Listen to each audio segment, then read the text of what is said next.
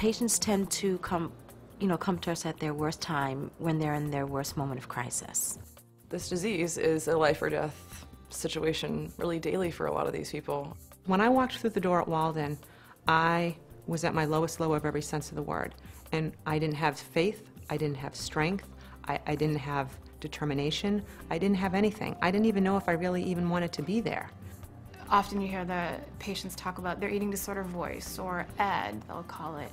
And the more the patients can externalize the eating disorder and see it other than themselves and separate themselves from the eating disorder, then it becomes something that the whole team and family can fight together. They see their supports and their treaters as fighting the illness, not fighting them, and they feel more empowered to fight the illness.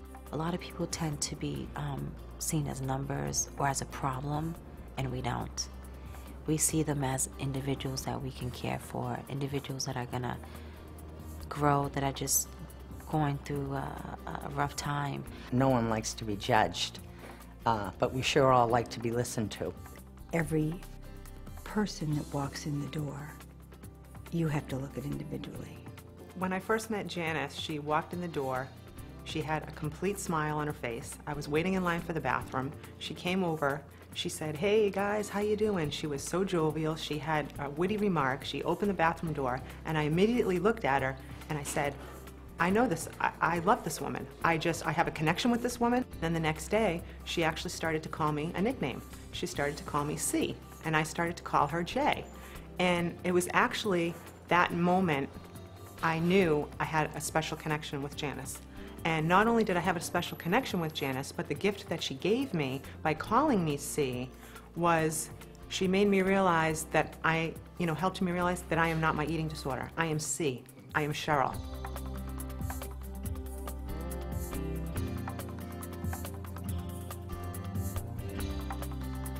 You know, when the families come here, they are just as much in crisis as the patient is. I can remember the first day when we had Emma admitted. She says, "I don't want to be here. I don't need to be here. I can do this on my own." And I said, "No, you can't." That the hardest thing for parents is knowing that it's not their fault, because it's not. It's this really terrible special blend of genetics and social factors and a kid's individual temperament and psychology, and then you kind of get that right magic blend and you can develop an eating disorder. Well, IOP helped us learn how to parent Emma. First of all, we'd sit together as a family and have family counseling sessions, and Emma would talk to us about things that were helpful, were not helpful. You know, we would learn what to say to Emma and what was acceptable for her to say. They have to put this child and this disease priority in front of everything else, which, parents do anyways, but this is every meal, every snack, 5 times a day, maybe hour more per meal, and your kid is screaming at you and saying, this is wrong, and don't make me do this, and you're doing the worst thing to me, and it's all because they're malnourished and they're sick. And it's heartbreaking. It's heartbreaking to have your child crying and saying you're hurting them, and to say you have to keep going. You have to have them take one more bite. It's unbelievable, and yet the parents show up and they do the work, and it's amazing. We do have many families that travel hours to get to family meetings. We work very hard at providing care for these families while they're here.